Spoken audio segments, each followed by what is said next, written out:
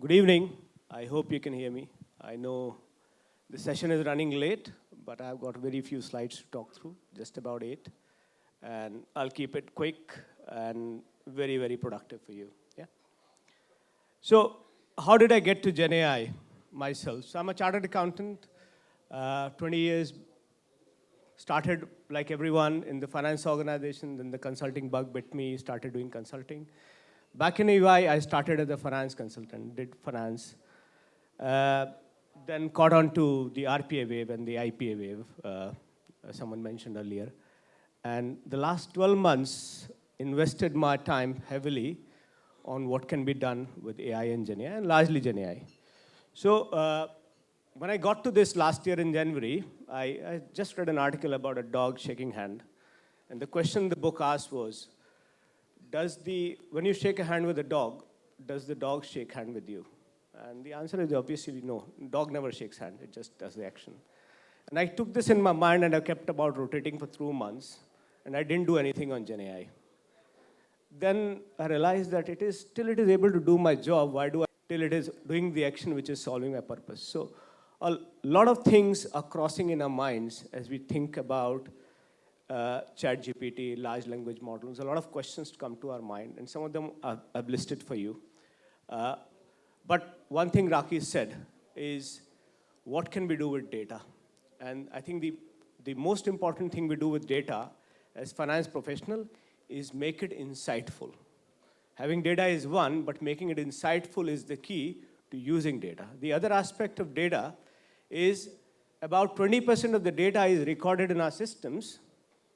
80% of the data sits in our email box, documents, and our conversations, which is called unstructured data, but we have especially finance never touches it. Finance only touches the data which is sitting in recorded systems, yeah?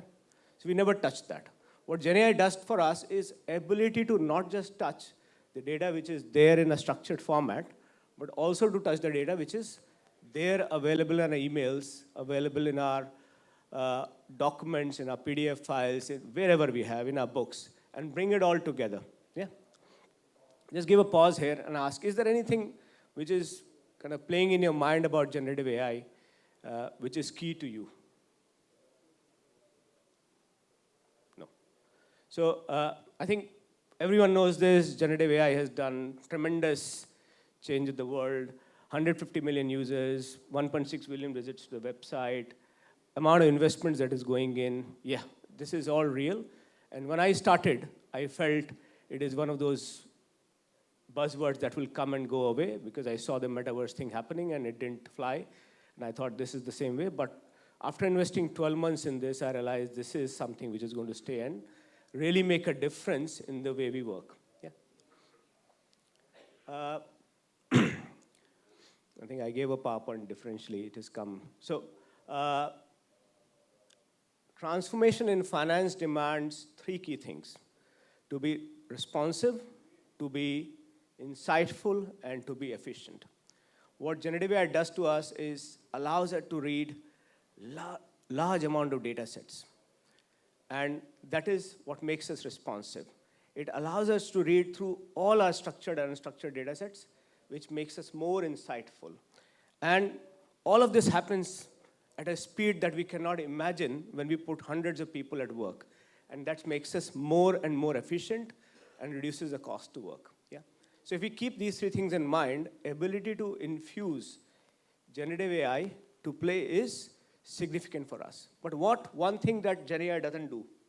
As accountants, can you tell me what one thing that GenAI doesn't do? The large language models don't do. No. So, yes, it doesn't do decision making, but it doesn't do any math. So, it's a language model, so it will only predict the next possible word. It doesn't do any math for us.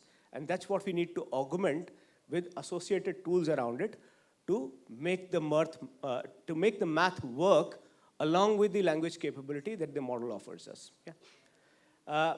There are tremendous amounts of benefits of AI. So increased efficiency, enhanced performance, improved experience, this is all key. But it comes with some risks as well. So you've got challenges around ethics, confidence, you must have heard about, regulatory concerns, at least stopping the use of generative AI in the world, job impacts, which are being touted to happen, but job impacts come with every technology change, we shouldn't worry. I think the key is to focus on the benefits, and if we just focus on how it can improve efficiency for us, how it can improve the performance, and just change the experience in the way we operate, will be sufficient for us to use this. Yeah? Where we as consultants are seeing the use of generative AI, two primary areas where we're seeing, specifically in finance, generative AI is being used. One is to improve productivity. And productivity can happen across the landscape. And I've seen a lot of work happening in record to report, especially around reconciliations, reporting. One of the key areas that all of us want something can be done automatically is writing scripts. Just essentially reading the financial statement and saying, can you prepare a financial summary from reading the financial statement? That could be done very easily. Similarly, source to pay, order to cash, engaging with customers, engaging with vendors, processing the invoices. If you got 1,000 invoices in a day from where you have to pull out 20 specific points of data from each invoice is a different format, and you want that to be done automatically, you put a person to do the job, 1,000 invoices will be processed in a month. You put generative AI to the job, 5 minutes later, you have got everything ready and running for you. Yeah? So this is where productivity gains will come, which means our day-to-day transaction processes that we perform can be largely changed by bringing Gen AI play. Now, why we see this happening differentially than what a question answer machine that ChatGPT offers. So whenever we engage with generative AI, there are three things that we can engage generative AI with. Our contextual information, the persona, in our case it would be a finance professional persona, and the question we ask. If we engage with GPT with all the three things in play, which means the contextual information, the persona, as well as the question that we ask, our ability to get the right answer in the format that we want is really high. But if you just go to the chat GPT and ask a question, get an answer, then we are essentially having a question and answer with a bot which has 2 years old knowledge, and that's what we get. But we utilize the same ability to answer with our contextual data posted on it, which means we connect our databases, we connect our emails, we connect our invoices that we gathered for vendors to ChatGPT, and then talk to it. It becomes very, very insightful. Yeah? And the other area is decision making, which means that with ChatGPT, I can have better insights into my data and prepare better reports, and with better visibility of looking into data from various sources. So you look at your data, you look at your competitors' data, you look at other market information, and draw insightful information. Your ability to take decision improves because it can take a whole lot of data set, assimilate, and bring it back to you in a fashion that you can take better decisions with it. Yeah? Two things work in favor of Gen AI. One is data quality. If you got good data, you've got better ways of storing data, and you have got a good IT team which knows how to read that data for you for generative AI, which is called parsing techniques. Data makes the key to how we do that. So what we call as AI-ready data estates. If you invest right amount of time and energy to build AI-ready data estates, your ability to use generative AI improves significantly. And the next bit is finance professionals. So we spoke about using Jupyter and Python, and I think that's the key. So our next generation I think 20 years back when CAs started, when people started qualifying a chartered accountant, they knew Excel. And for the chartered accountants who were then at that point in time getting new chartered accountants, they found those Excel chartered accountants very good because they could find that with the speed with which they could process and the speed with which they can calculate and get things right done was amazing. I'm one of those. Past 20 years ago, I knew Excel. I was the best man in the office for my CFO. And now, when I get someone, the first question I ask, do you know Python? Can you code in Jupyter? Can you unlearn the basic bit of accounting and focus on using technology to do your accounting? And not focus on the basics, but focus on how to solve the real problem and not do voucher writing and accounting. Yeah? So 3 things that AI and Gen AI has to do for a CFO to use it. Yeah. And I think you will relate with it. Three things. One is it has to serve your immediate value, and it has to solve your long-term value. If it is something which will happen 3 years later, I'm sure no one is going to use it. But if it is something which is only going to solve immediate problem, you might use it, but you'll not look at it as a long-term goal. The other thing is, all of us are risk averse. And I would say everything works with three things. For finance professional, the first may not matter as much, but every business person works on three things: GRC, greed, risk, and control. So if we serve the greed, we take care of the risk, and we ensure you have the control, it is there. It is going to get utilized. So greed in case of finance professional is better processes, faster processing, improved insights. If you serve the greed, we ensure there's no risk, no additional risk created, and you have control on the technology, you're going to use it. So it has to serve the risk, it has to ensure that you do not increase your risk, and then it will allow you to innovate. Yeah? So it innovates and takes care of risk, you're going to use it. And then it has to finally make you more strategic.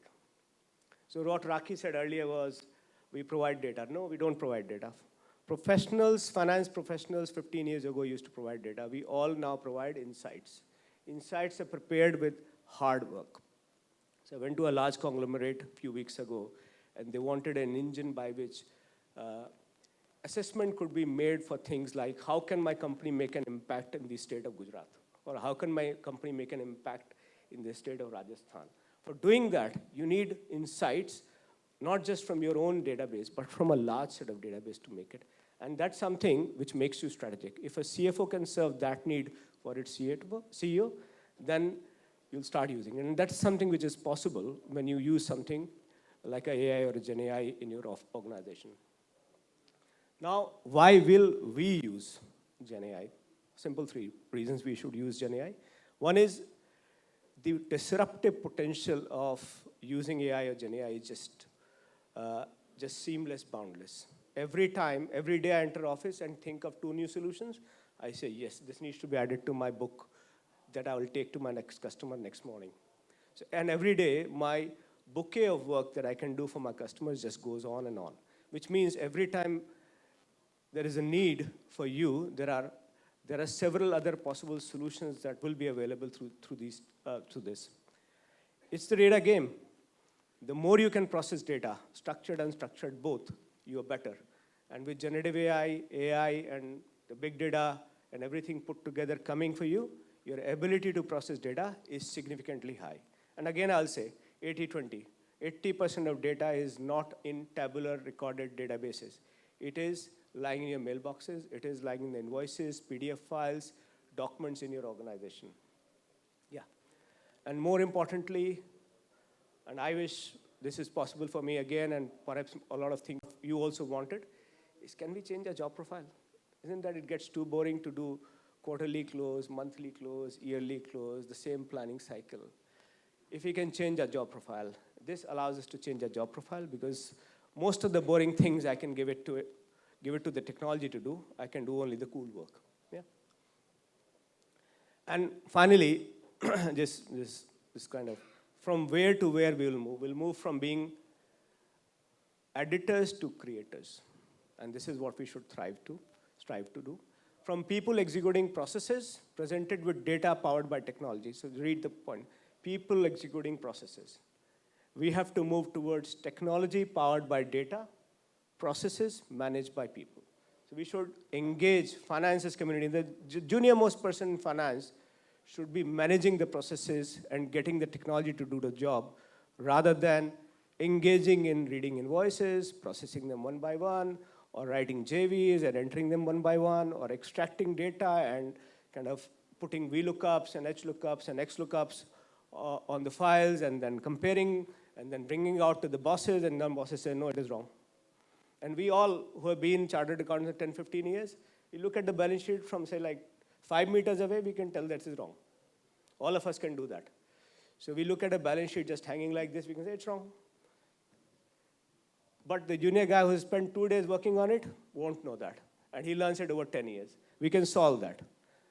That person doesn't need to repeat that job. He can immediately graduate to being that chartered accountant who knows how to look at a balance sheet and figure out where it is wrong rather than do it for 10 years and then know how to do it.